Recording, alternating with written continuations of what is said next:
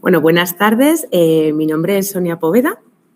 Soy la delegada de Ecoembes en Comunidad Valenciana. Estoy en el Departamento de Gestión Local y Autonómica.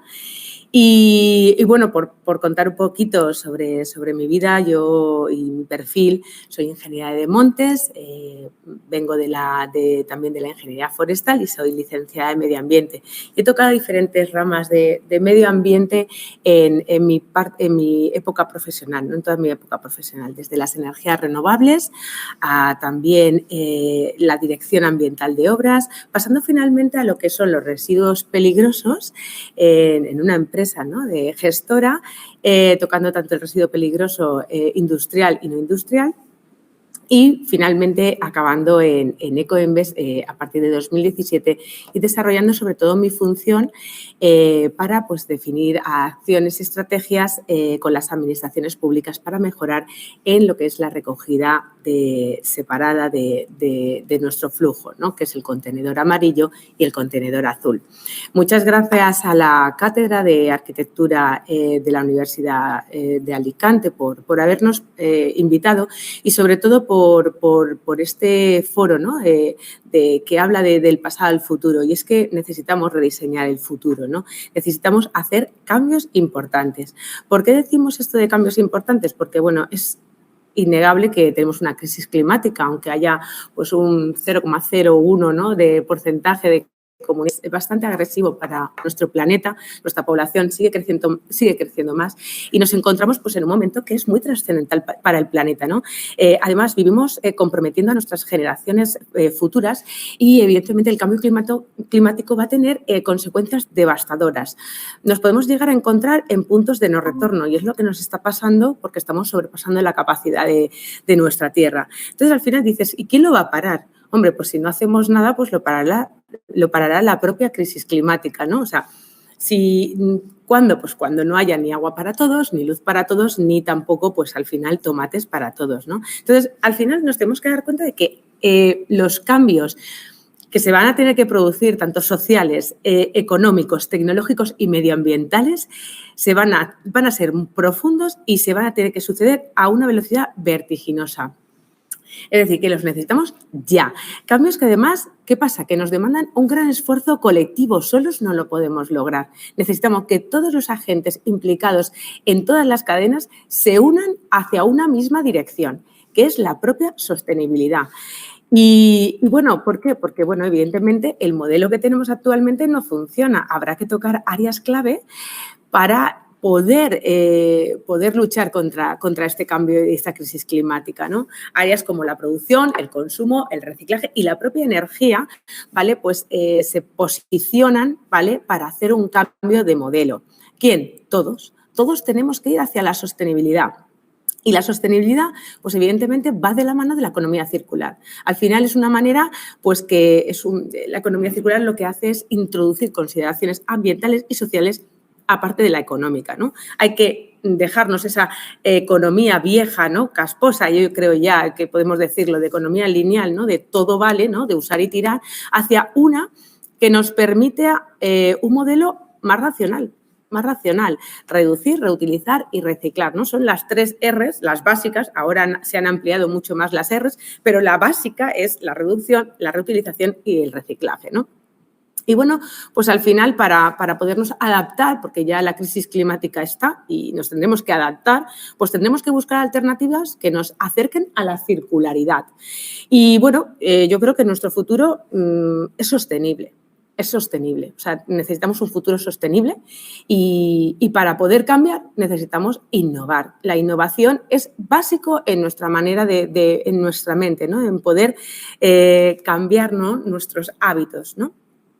Y bueno, pues esto, pues evidentemente, pues la innovación va a jugar un papel muy importante para afrontar los retos medioambientales del futuro. Bien, Evidentemente, necesitamos palancas que nos movilicen hacia ese cambio de esa economía lineal a la economía circular. Por tanto, es vital que el ciudadano se comprometa, se movilice, es fundamental.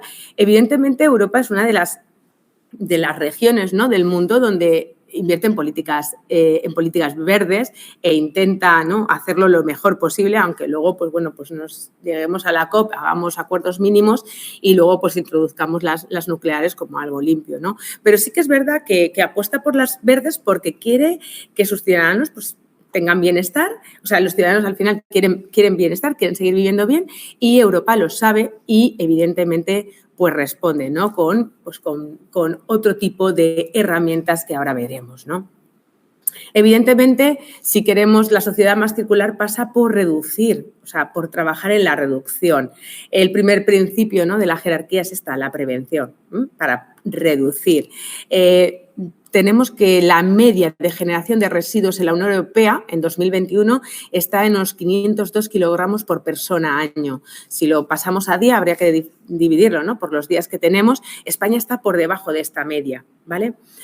Aquí, claro, los datos son… La ciencia es muy importante y los datos hay que tenerlos, ¿no?, con pinzas, porque a veces no sabemos dónde encontrarnos, ¿no? Aquí en este baremo, ¿no?, vemos como hay poblaciones, ¿no?, mucho más desarrolladas, ¿no?, y que tienen una producción mayor de la generación de lo que son los residuos. Pero, bueno, también tenemos que tener connotaciones de patrones de consumo, también riqueza económica, el peso de actividades como el turismo o, por ejemplo, algunas diferencias debido a que en esta generación también se están sumando la parte comercial o la parte del sector privado. Caso de Alemania, ¿vale? En España, por ejemplo, no nos lo sumamos. A lo mejor si nos lo sumáramos, pues tendríamos una mayor generación de residuos. Entonces, es importante también tener estas valoraciones. Lo que sí que podemos decir es que desde el 2005 hasta el 2019, es verdad que ha habido países que han aumentado en generación de residuos,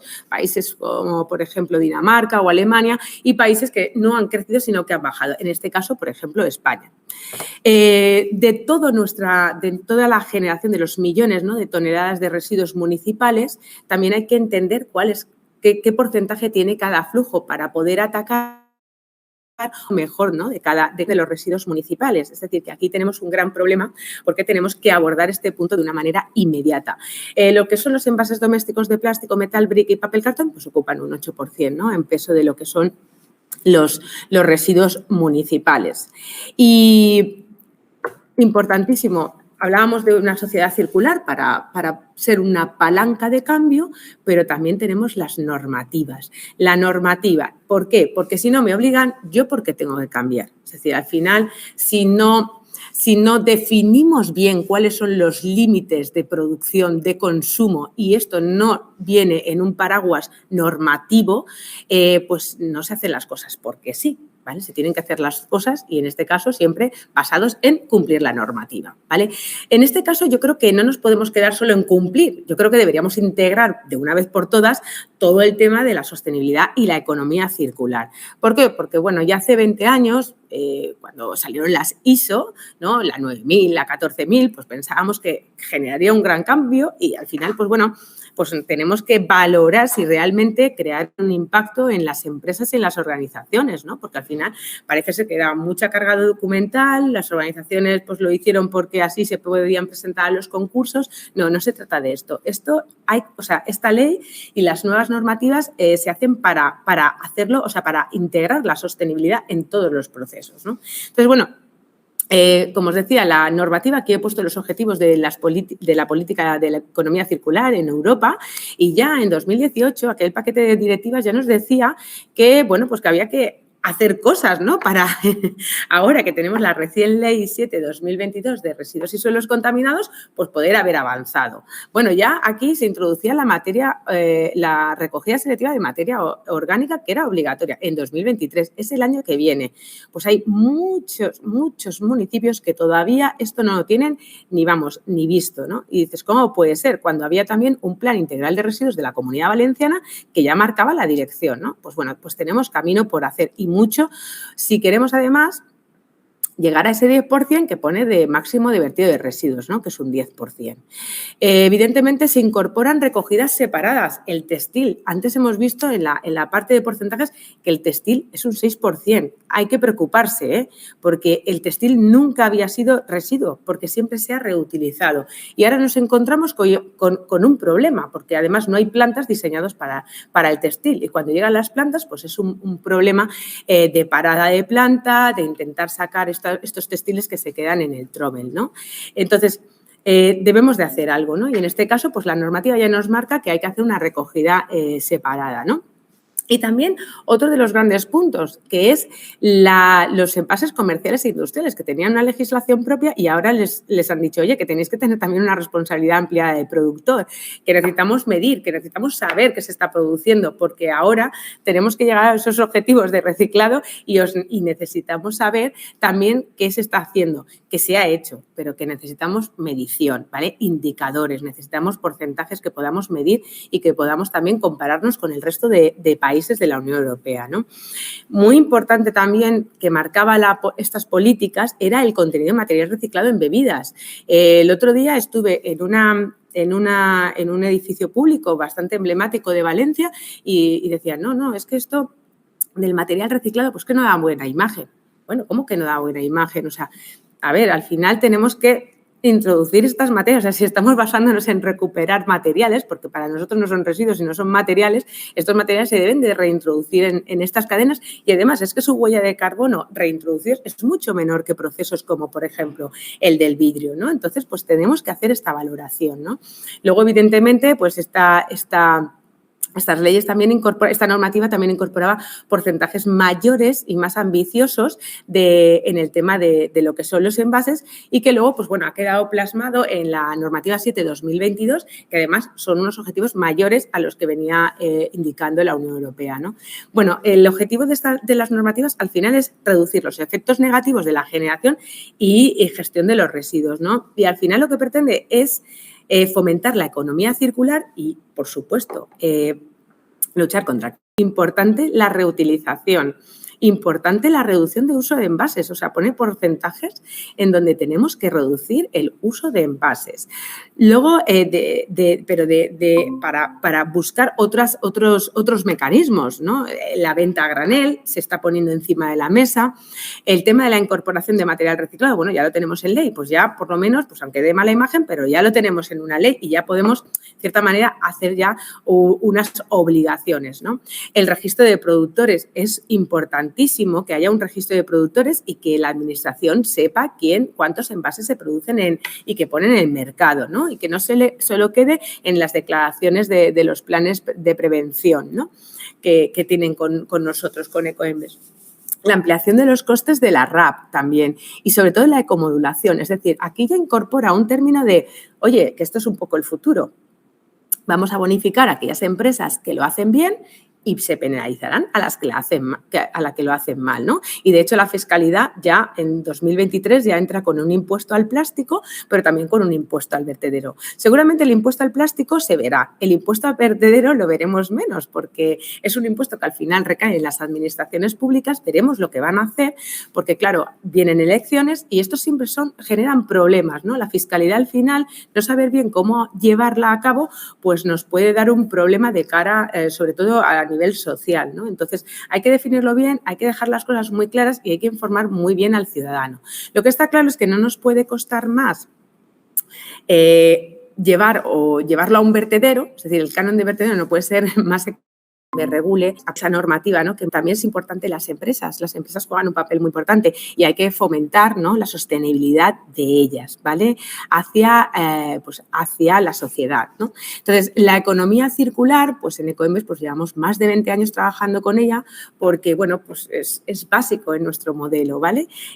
¿Nosotros qué hacemos? Pues bueno, somos una organización sin ánimo de lucro que coordina el reciclaje de envases domésticos ligeros en España, pero además ayudamos a las empresas pues bueno, al diseño, la fabricación de sus envases y promover evidentemente pues que haya una reducción en la generación de los residuos. Y trabajamos pues, con la colaboración pública-privada, es decir, las empresas, según la ley ya en el 97, la 1197, ya les exigía hacer un reciclado, ¿vale? Ocuparse de los envases que ponían en el mercado. Entonces, pues ya tenían asumido que tenían que hacer, o sea, que financiar el sobrecoste de esa recogida separada. Evidentemente, esa forma de trasladar, ¿vale? Esa financiación se hace a través de Coembes, que Coembes, a través de convenios de colaboración con las administraciones públicas, porque las administraciones públicas son las que tienen la competencia en la recogida y en el tratamiento de los residuos municipales domésticos, pues en este caso pues nosotros acordamos con ellas, ¿vale? A través de estos convenios, que ahora voy a explicar un poquito mejor. Y luego, pues evidentemente, nuestro punto central es el ciudadano, porque el ciudadano, de una manera altruista, pues es al final el que se para en casa y lo lleva al contenedor, ¿no? Y hay que trabajar mucho con ellos para informarles y sobre todo para informarles bien, ¿no? O sea, informarles de datos coherentes, ¿no? De que todos podamos manejar los mismos términos, ¿no? Porque en esto de la sostenibilidad, de la economía circular, pues mucha gente habla, se mete y al final pues el ciudadano recibe mucha información y no sabe al final por qué lo está haciendo, ¿no? Entonces, pues bueno, nosotros llevamos años trabajando en la sensibilización ambiental, en campañas, en trabajar con las alianzas de base de las que están en el terreno para que sean ellas las altavoces, ¿no? Y les comuniquen por qué es importante reciclar y por qué esto del reciclado. Evidentemente, con las empresas trabajamos, aparte de esa financiación, trabajamos mucho el ecodiseño ya desde hace 20 años, es decir, las empresas no están paradas, sino que se movilizan y hacen cosas, ¿vale? Pero tienen que hacer muchas más a partir de ahora.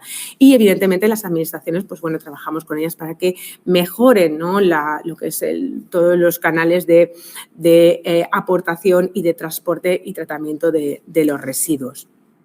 Como os decía, nosotros trabajamos con productores, ¿vale? Ellos tienen la competencia financiera, ¿vale? Y lo hacen a través de las tarifas que llamamos de punto verde, ¿vale? Que ahora explicaremos un poquito mejor con la siguiente diapositiva.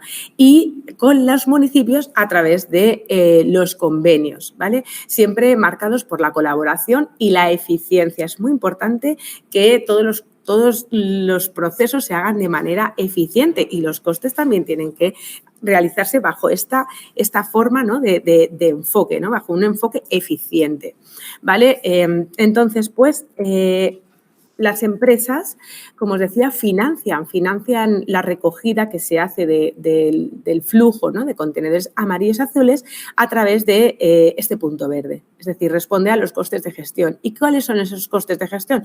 Pues desde la aportación ciudadana, es decir, desde los contenedores, al transporte, la selección y los materiales recuperados. Eso es todo, ¿vale? Lo que financia lo que es la empresa. Y son precios únicos para todo el territorio. Se personalizan por cada material hoy en día, ¿vale? Es decir, esto sería pues un envase, ¿no? De una botella de PET y, evidentemente, la botella de PET es un material que responde a un precio. Luego tendríamos una etiqueta de papel que responde a otro precio. El tapón, que es de otro polímero, ¿vale? De otro material, respondería a otro precio y así continuamente. Es decir, se personaliza para cada envase y para cada material. Y es lo que ellos, ¿vale? Pagan. Pero además también y la recogida, que se hace a través de los convenios que se tiene con las administraciones. Es decir, el convenio lo que incorpora son pagos fijos, ¿vale? Para sufragar los costes del contenedor que hay en la vía pública, es decir, el mantenimiento, la limpieza, la amortización, se quiere hacer reposición y luego también todo lo que tiene que ver con el variable, es decir, la cantidad de kilos, ¿vale? Que recoge el municipio, ¿vale? Por municipio. Entonces, según la cantidad que recoja, pues le pagaremos una cosa u otra. Es decir, cuanto más recoja, pues mucho mejor, obviamente. Luego también, y sobre todo también la calidad, es importante también destacar lo que sería la calidad. Luego también la parte de selección de materiales, es decir, esto tiene que llegar a una planta de tratamiento, que ahora la veremos con un vídeo, y ahí se seleccionan los diferentes materiales, ¿vale? Y luego esos materiales, a través de subastas que se realizan, tanto las de plantas de envases como las de planta de resto, ¿vale? Esos materiales al final, pues bueno, se subastan a los recicladores y los recicladores pues ya le dan una aplicación final. ¿Está? Vale. Bueno, pues como os decía, hay que seguir apostando por la economía circular, ¿vale? Desde el 98 se han desarrollado planes empresariales de prevención, que es lo que voy a comentaros en esta segunda parte, ¿no? de la presentación que he confeccionado, pero en este tiempo lo que nos hemos dado cuenta es que la innovación y la educación juegan un papel fundamental como pilar, ¿no? Para llegar a esa economía circular. Proyectos como Libera, Naturaliza, que están muy enfocados en la concienciación, en la educación, ¿no? Que la sostenibilidad sea una materia transversal en todas las asignaturas, ¿no? de un proyecto educativo. El Libera, concienciar a la gente de que no se puede dejar basura en cualquier espacio, ¿no? Sino que hay infraestructura que la puede recoger y la puede llevar y hacer la gestión adecuada, ¿no? de esos residuos, ¿no? Y luego tenemos otros proyectos como el de Circular Lab, que es el primer laboratorio de economía circular en Europa, donde es un espacio de innovación abierta y bueno, donde se está estudiando e investigando por evolucionar este modelo, ¿no? que tenemos. Y, por supuesto, el Reciclos, ¿no? que es un proyecto que apuesta pues esa evolución, ¿no? del sistema. Es decir, al final lo que buscamos es también incentivar a los que reciclan y ser una llamada a aquellos que no lo hacen, ¿no? A los que no se paran en sus casas, ¿no? Entonces, pues bueno, realmente es un sistema que permite esa evolución a través de la implantación de tecnología en los contenedores y conectando con los dispositivos móviles del ciudadano, ¿no? Vemos cómo el modelo operativo no cambia, ¿vale? Es un modelo que se adapta muy bien a nuestro modelo operativo y que también permite lo que es el fuera del hogar, es decir, aquellos espacios donde no hay un contenedor, ¿no? Como puede ser justamente la Universidad de Alicante, que tiene una máquina Reciclos, ¿no? en sus instalaciones, o, por ejemplo, un hospital, o puede ser también el metro, ¿no? El sector transportes, centros comerciales que, bueno, pues que requerirían de máquinas específicas para poder también ser puntos de recogida de estos residuos, ¿no? Si voy a poner otro vídeo. Sistema de devolución y recompensa, SDR, que premia al ciudadano que recicla sus latas de bebidas y botellas de plástico de bebidas con residuos, es decir, con tokens canjeables por recompensas de carácter medioambiental o social. Nace en el Laboratorio de Innovación de Coembes Circular Lab y ha sido probado con éxito en diferentes pilotos y localizaciones. Para comenzar, basta con registrarse en app.reciclos.com o acceder con un usuario ya registrado o con tu cuenta de Google.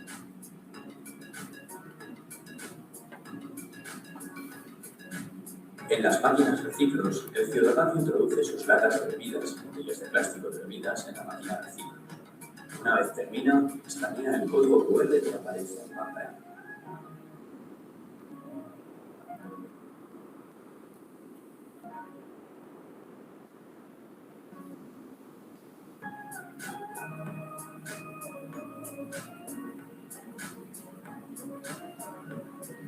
Los reciclos conseguidos puede canjearlos como quiera por donaciones a proyectos sociales y ambientales que ayudan al medio ambiente y a su comunidad. Además, puede conseguir premios sostenibles mediante la participación en sorteos.